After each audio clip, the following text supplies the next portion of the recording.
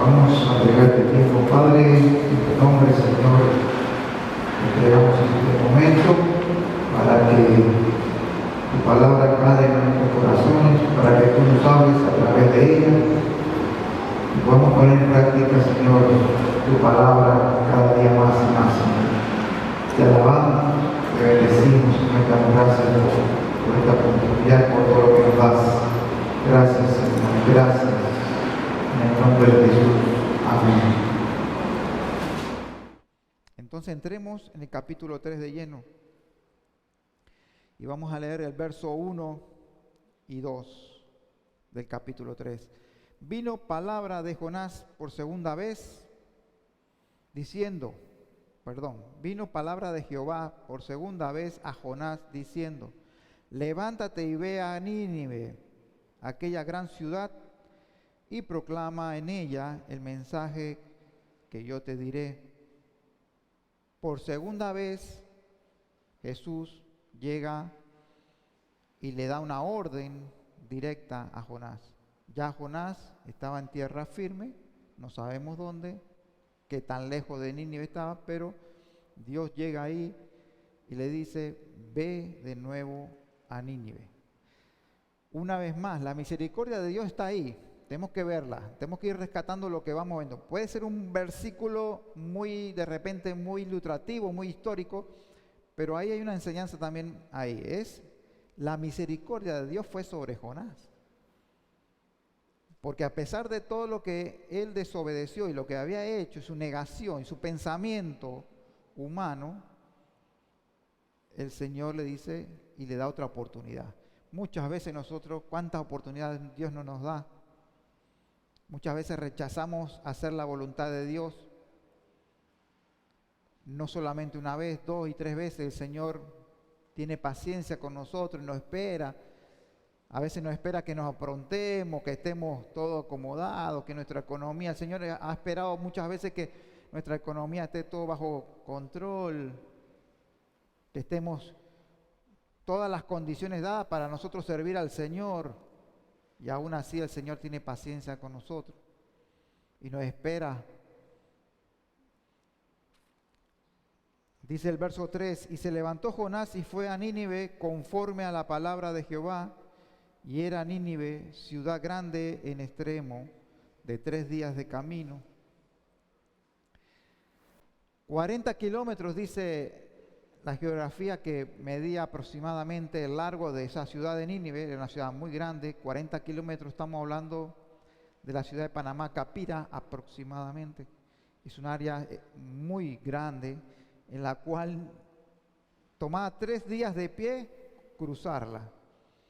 Yo no sé si alguien ha venido a pie desde Panamá, pero hasta Capira, no creo que nadie. Pero son aproximadamente, puede ser 3 días caminando a buen paso, sin tomar refresco en la tienda. Entonces era una ciudad grande. Entendamos que el trabajito que Dios le había dado a Jonás no era tan fácil tampoco. Vamos a darle un poquito de crédito a Jonás también, ¿no? No era tan fácil, no era una barriada, no era Coloncito, era tremenda ciudad que le había dado para proclamar el mensaje. Y ese era el espectro, recordando lo que vimos en los capítulos anteriores, que Nínive era una ciudad grande, era una capital del imperio asirio y era una capital militarmente muy bien preparada. Y eran, lo más importante de Nínive, eran enemigos del pueblo de Israel. Él no iba a ver caras conocidas, él no iba a Nínive a ver amigos, no tenía amigos ahí, eran todos sus enemigos. Entonces, vamos a darle un poquito de crédito al rehusarse el Jonás ir de buena cara para ese lado, ¿verdad? Por ahora. Y comenzó Jonás a entrar, dice el verso 4, ¿verdad? Y comenzó Jonás a entrar por la ciudad camino de un día y predicaba diciendo, de aquí a 40 días Nínive será destruida. O sea, 40 días tenían el pueblo de Nínive desde el día 1 que comenzó a entrar Jonás para poder arrepentirse. Pero acá vemos algo muy particular. El relato nos dice, y predicaba diciendo, de aquí a 40 días Nínive será destruida. Más adelante va a confirmar lo que les voy a decir ahora. Realmente había mala gana de Jonás. Era como que él iba caminando por Nínive y dice, en 40 días se va a destruir esta tierra. En 40 días se va a destruir Nínive. Pero no le explicaba el por qué. Él no estaba diciendo la proclamación completa. No estaba diciendo, si no se arrepienten, la ciudad será destruida en 40 días. No le estaba dando mucha explicación porque él no tenía intención aún de todo lo que le había pasado, de que ese pueblo se salvara. Más adelante lo van a ver lo que le estoy diciendo.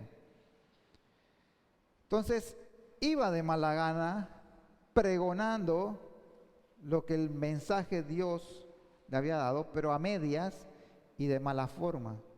Pero yo me imagino, y esto es muy personal, que en algún momento cuando las personas escuchaban, de repente se acercaban y decían, hey, explícame un poquito más, ¿qué quieres decir con esto? Que esta ciudad va a ser destruida en 40 días. ¿Pero por qué? Si no se arrepienten. Y bien bajito me imagino que se le decía para que no entendieran mucho. Bien bajito, ¿no? Si no se arrepienten. ¿Por qué? Porque Jonás no quería que se salvase el pueblo. Él estaba como quien dice, bueno, yo cumplo, yo voy a dar la orden porque no quiero que otra vez me coma el pez. Pero yo cumplo, pero a regañadiente.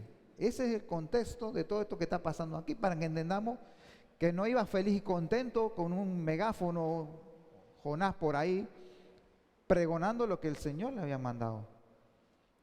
Y me imagino que en una ciudad tan grande, él iba a balazo cruzando ese Nínive. Vamos a dejarlo ahí, el pensamiento, más adelante vamos a ver por qué yo les digo esto. Dice Jonás 3, verso 5.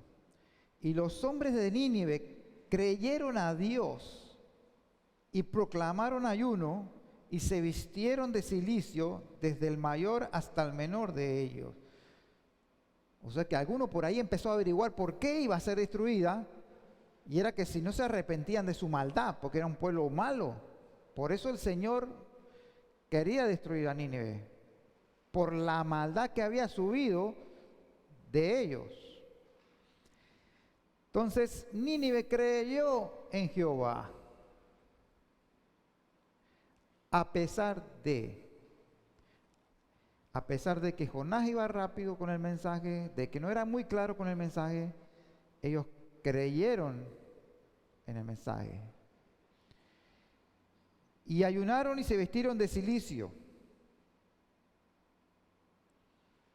O sea, el pueblo se empezó a vestir de cilicio. Y vamos a ver qué significa cilicio porque es muy interesante y muy bonito esta cuestión.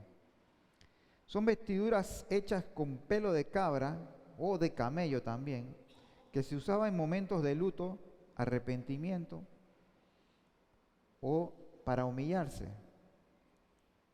Era una práctica que la vamos a ver en el Antiguo Testamento muchas veces.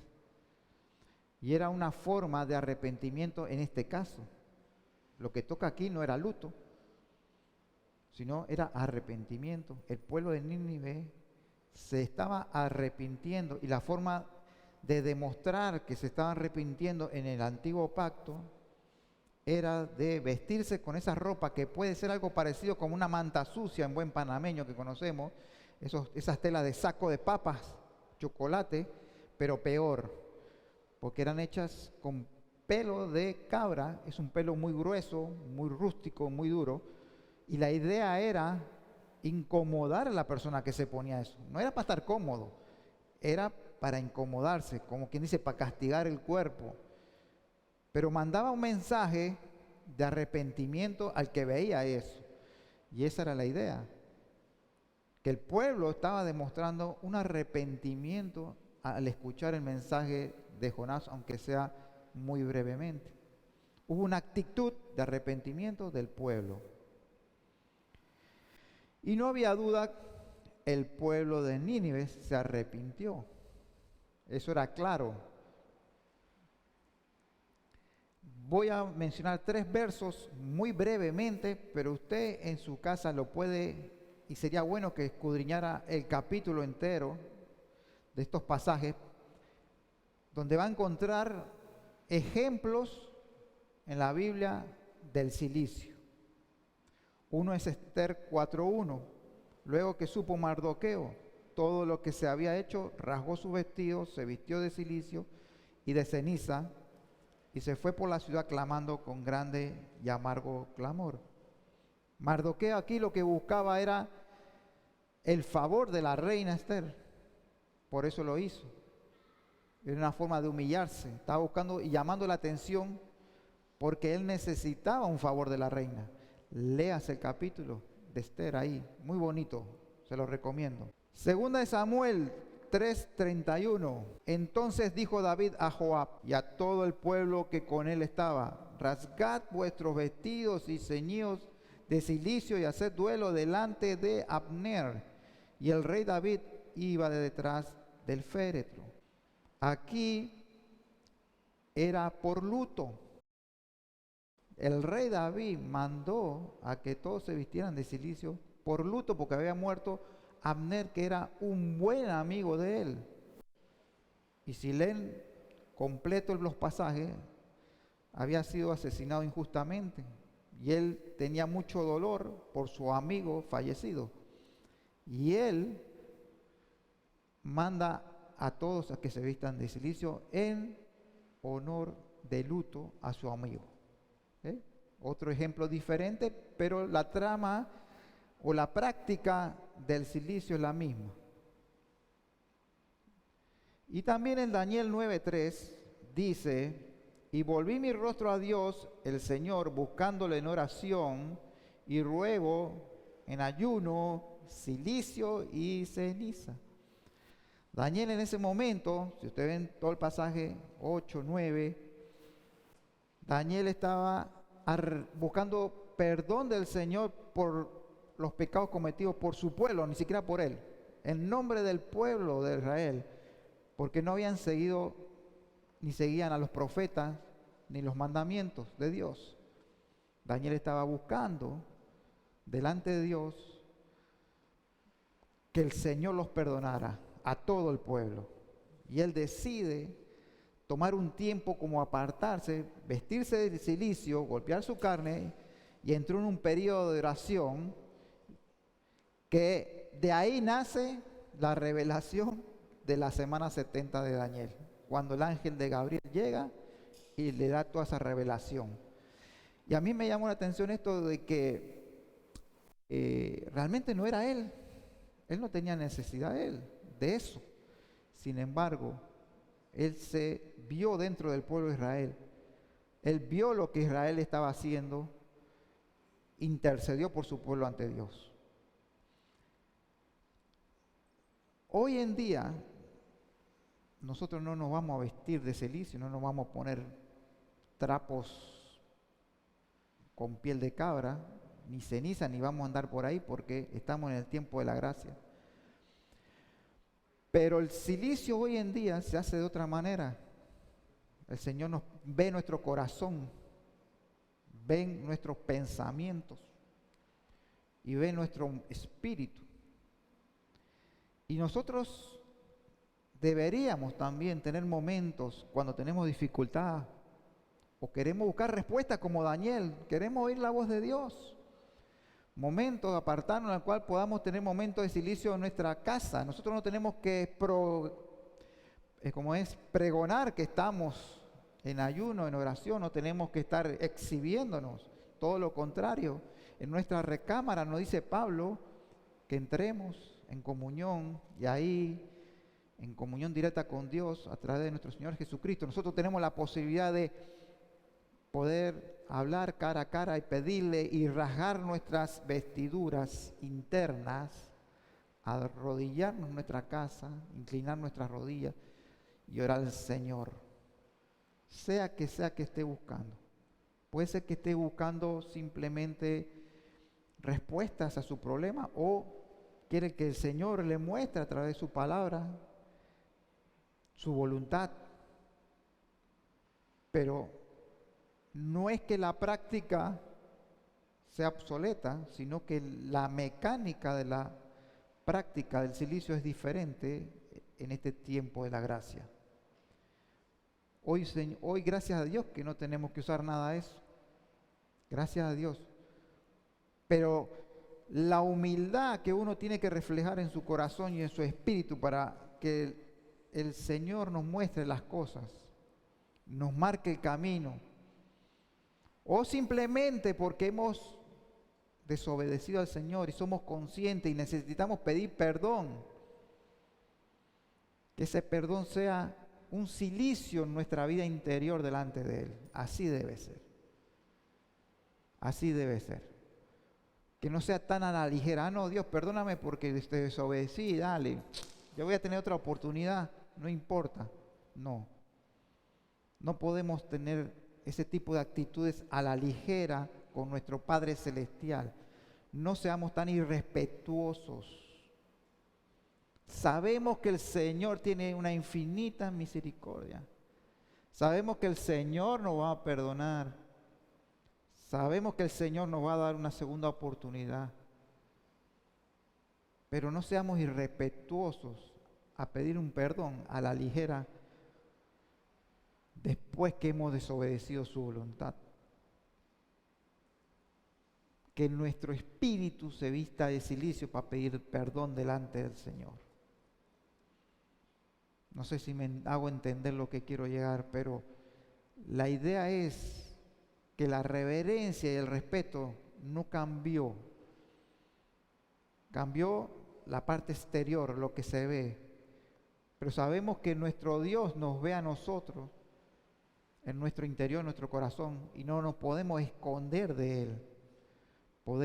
Yo puedo engañarlos a ustedes, mas nunca podré engañar a mi Señor. Entonces, que esos momentos tengamos presente que el cilicio también es parte de la vida de un cristiano para determinadas circunstancias específicas. Así que demos gracias a Dios por la gracia de nuestro Señor Jesucristo, que no estamos en el tiempo de la ley. Vamos al pasaje del versículo 6 al 9. Y llegó la noticia hasta el rey de Nínive y se levantó de su silla, se despojó de su vestido y se cubrió de cilicio y se sentó sobre ceniza, el rey. E hizo proclamar y anunciar en Nínive por mandato del rey y de sus grandes, diciendo: hombres y animales, bueyes y ovejas no gusten cosa alguna. No se les dé alimento, ni beban agua, sino cúbranse de cilicio, hombres y animales, y clamen a Dios fuertemente, y conviértase cada uno de su mal camino, de la rapiña que hay en sus manos. ¿Quién sabe si volverá y se arrepentirá Dios y se apartará del ardor de su ira, y no pereceremos? Hasta el rey se arrepintió, aunque Jonás no quería. El rey ordena arrepentirse y hasta los animales hacen ayuno. Fuerte, ¿eh? Todo y toda cosa, no solo hombre y mujer, sino todas las cosas que pertenecían a ellos, todo lo que tenía vida, fue sometido a un arrepentimiento. La importancia de un líder convencido de Dios, un rey, una autoridad, un padre de familia. Nuestro pastor allá en El Dorado muchas veces ha dicho y dice que cuando un jefe de la casa, un padre de familia se convierte, toda la casa se convierte. Lo dice muchas veces, lo reitera, porque eso es verdad. Eso es así. Si se convierte la mujer, puede ser o no, o demora mucho en convertirse el marido, por una naturaleza propia ya de género, pero cuando se convierte el hombre, prácticamente vemos que la mujer y los hijos casi todos van de una vez a los caminos del Señor. Eso es muy visto, y lo hemos visto en el crecimiento de nuestra iglesia en El Dorado también, que así ese era el común denominador. Apenas se convierte un padre de familia, se convierte en todos prácticamente. Es muy raro ver que un padre llegue solo a la iglesia, pero es muy común ver que una madre sí llegue sola a una iglesia. Entonces se convierte el rey y él ordena por decreto: arrepiéntanse, porque él entiende el mensaje que ha llegado. Y tengamos en cuenta y no olvidemos que no eran el pueblo de Israel. Recordemos que eran enemigos de Israel. Recordemos que no eran personas que normalmente reconocían a Jehová como su Dios. Ellos empezaron a reconocer a Jehová a través del mensaje que Jonás, aunque sea mal hecho, de mala gana, a través de él fue que todas esas personas fueron reconociendo a Dios como el Supremo. Porque si no hubiera sido así, ellos no hubieran hecho arrepentimiento delante de Jehová. Ellos no se arrepintieron delante de sus dioses que tenían antes. Ellos arrepentimiento delante del Jehová Todopoderoso y único, el Creador del universo.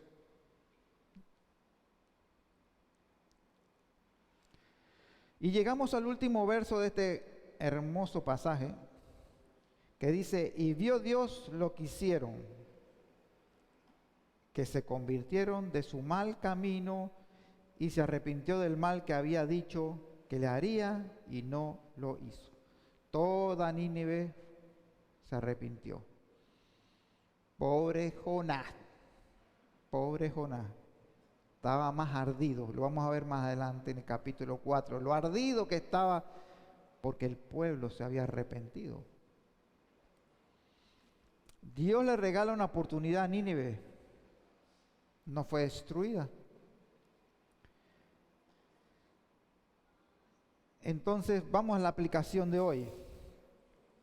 ¿El reconocer el pecado y arrepentirse agrada a Dios? Por supuesto que sí.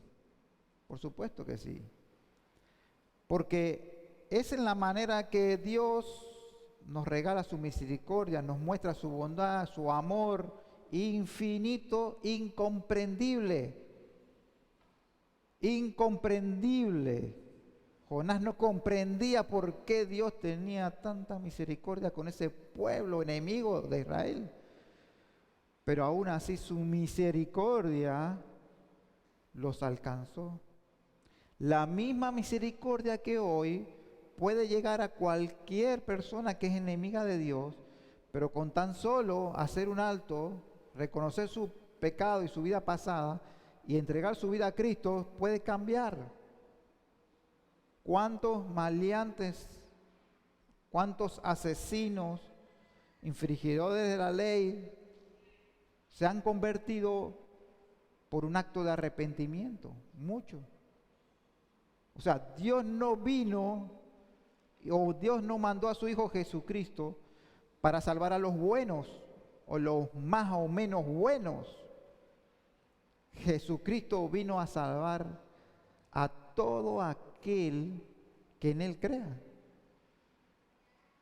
Así que si usted piensa que de repente su vecino es malo y no merece la misericordia de Dios, no haga como Jonás. No haga como Jonás, porque la misericordia de Dios también lo puede alcanzar como él. Y tenemos que predicarle a esos malos también. No, ¿para qué le voy a predicar si ese no se va a convertir, pero ni en 20 años, si es más malo el hombre? Para Dios no hay nada imposible. Yo siempre digo, hay más oportunidad para el hombre malo que para el que se cree bueno y que es bondadoso, que hace obras de caridad, pero no ha entregado su vida a Cristo. Es más factible que esa persona, creyéndose que es buena, se pierda, porque el malo, cuando reconoce que es malo y quiere un cambio, él lo hace automáticamente. Yo siempre, en la experiencia de esta vida que Dios me ha dado, he visto eso. Personas que uno ni piensa que podían haber aceptado a Cristo como su Salvador. Pero cuando Dios toca el corazón y el Espíritu Santo llega a esa vida y Él lo acepta, no hay vuelta atrás. Y cuando esos hombres malos se convierten en tremendos obreros porque ellos conocen de cerca la maldad.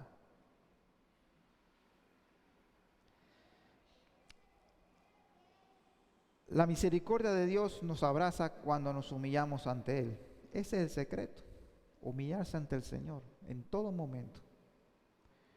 La estrategia del mensajero no garantiza el éxito. Podemos tener libros de cómo evangelizar. Podemos tener mucha estrategia de muchas cosas, mas el éxito no depende de eso, sino del Espíritu Santo, que impacta el corazón del que recibe el mensaje. Por eso es que el mensaje de Jonás no impactó, aunque lo hizo de mala gana, en voz bajita, o como lo haya hecho, no impactó por eso. Impactó porque Dios estaba ahí en ese mensaje. Ese fue el éxito del mensaje en Nínive. No fue Jonás. No fue Jonás. Entonces, no nos creamos o no nos engañemos de que soy yo el que puede convencer a alguien de pecado, puede salvar a alguien, o mi estrategia o mi labia salvar a alguien, sino que es el Espíritu Santo a través de su palabra que va a redarguir el corazón de aquel que necesita aceptar a Cristo como su Salvador. Y no lo digo yo, lo dice Juan 16:8. Y cuando Él venga, convencerá al mundo de pecado, de justicia y de juicio. ¿Cuándo vino el Espíritu Santo? Él está hablando del Espíritu Santo aquí en este pasaje. ¿Cuándo Él vino? El del día de Pentecostés. Cuando unos días después de que el Señor había ascendido al cielo, vino el Espíritu Santo y Él es el que redarguye, convence. Redarguir es que decirle, tú estás mal, tú tienes que hacer el cambio. Y ahí es donde la persona va a decidir si hace el cambio, o sea, si acepta a Cristo como un Salvador o sigue por su vida pecaminosa. Entonces, si usted no se siente preparado, no se preocupe, que no es su preparación la que va a usarlo. Todos aquí somos instrumentos del Señor con tan solo decirle, Señor, heme aquí. Eso es lo único que tenemos que decir, Señor, heme aquí, úsame. Eso es todo. En el camino el Señor nos irá preparando, en el camino el Señor va a usarnos para la obra del Señor. ¿Y cuál es la obra principal del Señor? ¿Por qué estamos congregados? ¿Por qué nos organizamos? ¿Por qué hacemos discipulado? ¿Por qué toda esta estructura? Para ir y predicar el Evangelio a toda criatura. Ese es nuestro propósito principal. Entonces, hermano mío, si usted no habla bonito, no se preocupe. Si usted tiene un corazón dispuesto a servir al Señor, hágalo, porque el Señor lo va a usar de 1001 maneras. Y si entendió que Dios le dio un mensaje o una tarea que hacer y a usted no le gusta, hermano, hágala de todas maneras. Hágala de todas maneras. No espere que el pez se lo coma. Hágalo de todas maneras. Si no tiene mucha disposición para hacer lo que Dios le puso, hágalo de todas maneras. Es mejor que cambie su actitud, porque si hay algo que tenemos claro en Jonás hasta ahora es que la actitud no nos ayuda, no hace las cosas más difíciles. Si Jonás hubiera tenido buena predisposición desde el día 1, no hubiera pasado por todo ese calvario que él pasó. Y vamos a ver que en el capítulo 4, aún así, el hombre sigue berraco,